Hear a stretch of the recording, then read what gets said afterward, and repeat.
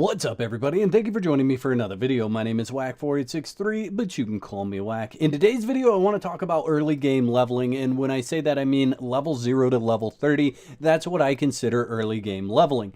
And the reason why I set out to do this video is because I feel like level 0 to level 30, you are really squishy. So what I want to show you in this video is how much you can level and the area that you should go to level from 0 to 30 in a short period of time with only farming. We're not going to look at killing. We're not going to look at crafting a bunch of stuff. We're just going to look at farming, and I'm going to explain farming a little bit in depth so that you understand what you should be doing in game at different points in time so that you can maximize the amount of experience you are getting from harvesting. And I'm going to show you my favorite place to do this because I feel like it only requires a pickaxe, water, some food, and it has a very little resistance. There are very few enemies that you actually have to engage in this loop. So that means you don't need anyone else's help, and you also don't need any particular skills or skill set in combat in order to do this loop. This is very, very easy. So on the map, we're going to start in C5, and we're going to run up and through Seppermaru, come back around and down into Ironbreaker Ridge, come across and across the Jawbone. So I'm actually going to run this loop while I explain what you should be doing. So we have iron, we have coal, we have a lot of different resources in this area. Silver, stone, there's also quite a few trees as we get to the north side of Seppermaru or inside Seppermaru itself. Now, I do recommend finding a place to set up your base in this loop somewhere. The first thing that you want to get started on is having a smelter and a blacksmith's bench, because as soon as we can move from a stone pick to an iron pick, we want to do that. And you unlock iron at level 10. It's likely that you'll be using a stone pick for a while after level 10 in this, because you will have to wait for that iron to melt down in your smelter to bars before you can craft it into an iron pick. And that's going to lead me into my first tip for farming for experience. If you are harvesting for experience, you always want to use the best tech that you have. So as soon as you can go from a stone pick to an iron pick, do that, because not only are you going to gain the most resources when harvesting with a better pick, you are also going to gain more experience. Yes, that's right. So the way that experience works when you are harvesting in the exiled lands is the more you can get out of a single node, the more experience you get for harvesting that node. And I'll give you an example with coal.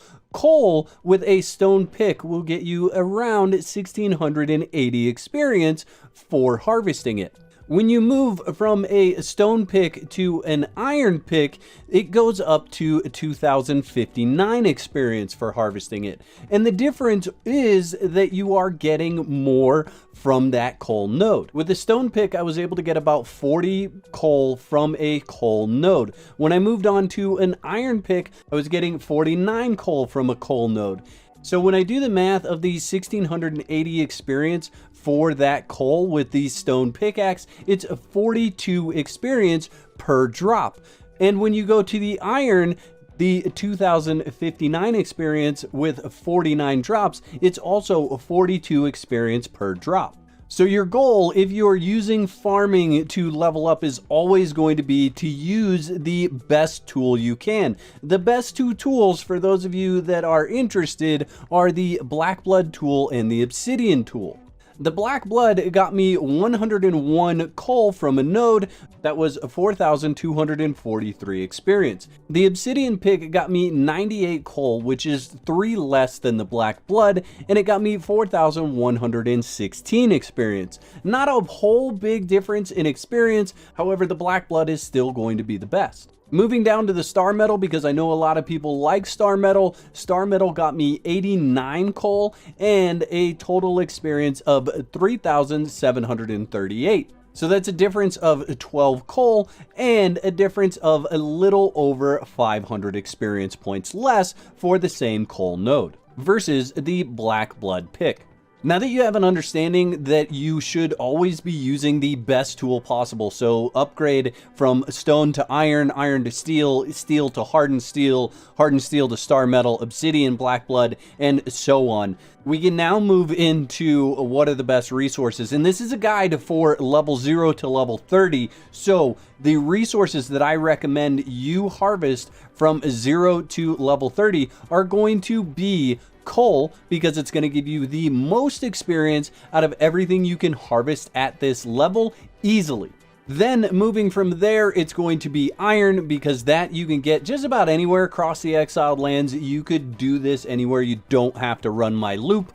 But iron is going to give you a decent amount of experience, and there's a lot of it on the map, so you're going to be farming a lot of iron. You also need a lot of iron, so it's a good thing that it gives you a decent amount of experience. Actually, above iron is going to be silver. It actually falls in between coal and iron, but there isn't a whole lot of silver to be farmed along the map. However, I am going to show you an area that you can farm silver in this video, and in the silver mine, an area that you should be farming when you run past it, even if you're going to drop all the resources that you get from it, because you are going to get a lot of experience for farming that location. Now, to give you an idea of how much experience you can actually get from running this loop that I'm showing you today, I did a live stream as a proof of concept of just farming for experience, and I was able to go from level 0 to level 30 in about 2 hours and 32 minutes. And that was on official server settings. Now, in order to reach level 30, you need 1,045,475 experience. At 152 minutes, the amount of time it took me to level 230 during the live stream, I was producing 6,878 experience points per minute. Now, during that live stream, I did not use any of the crafting recipe experience boosters. Now, I do recommend that in conjunction with what I'm telling you to do today, you also do some crafting. Now, the two most popular things that have been publicized are to craft the large chest or the table. Now, the large chest is going to get you 48,160 experience. However, I don't recommend you craft more than what you need of this particular item. The reason why is because it's expensive. It's 15 shaped wood and 5 iron reinforcements.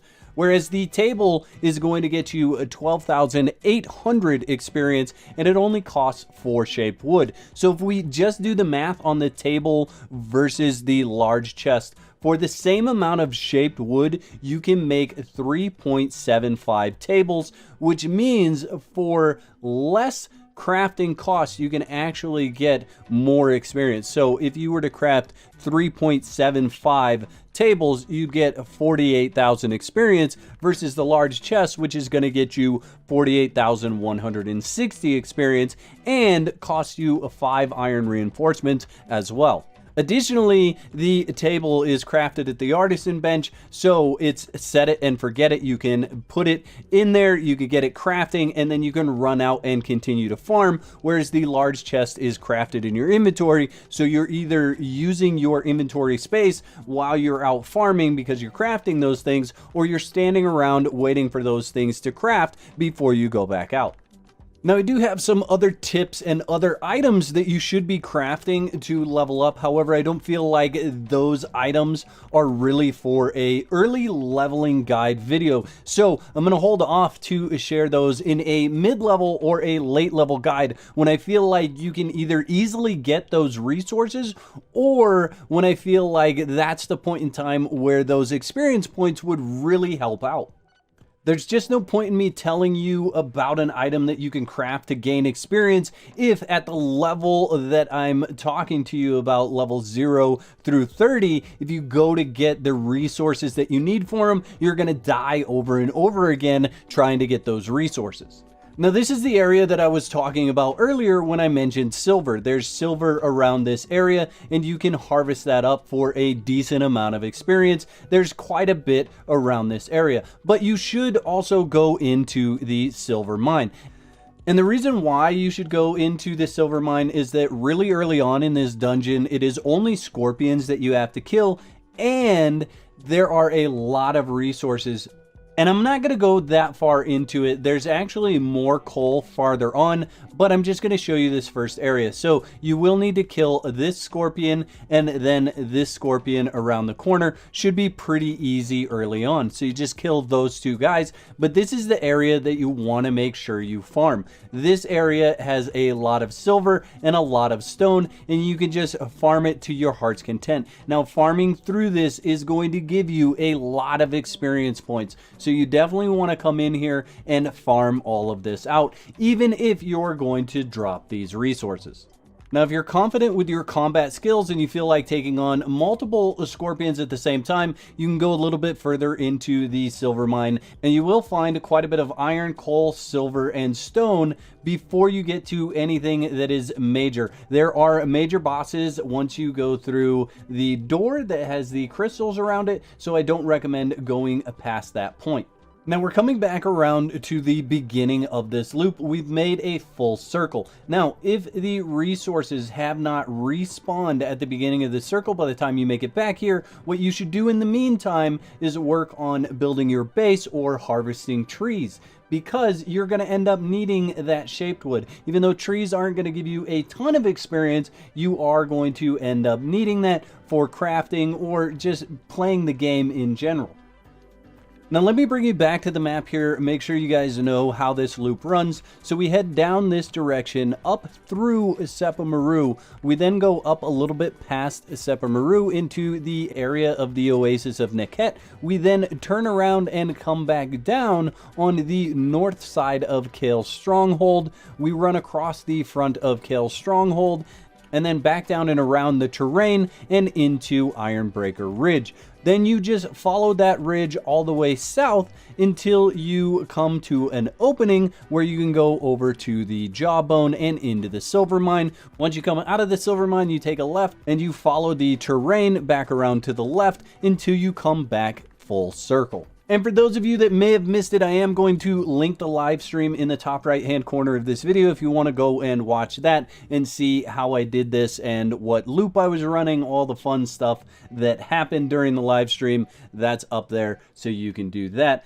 I want to know what you guys think about this loop and just farming for experience. Leave that information or your opinion in the comment section below. The whack moments in this video were sponsored by my legendary supporters. If you'd like to become a supporter, there's a button below that says join. That'll give you all the details. If you enjoyed this video, I'd encourage you to whack that like button, and if you haven't subscribed, go ahead and click that subscribe button, click that bell so you get notified when I upload another video. I hope you enjoyed this video as much as I enjoyed making it. I'll catch you next time. Peace.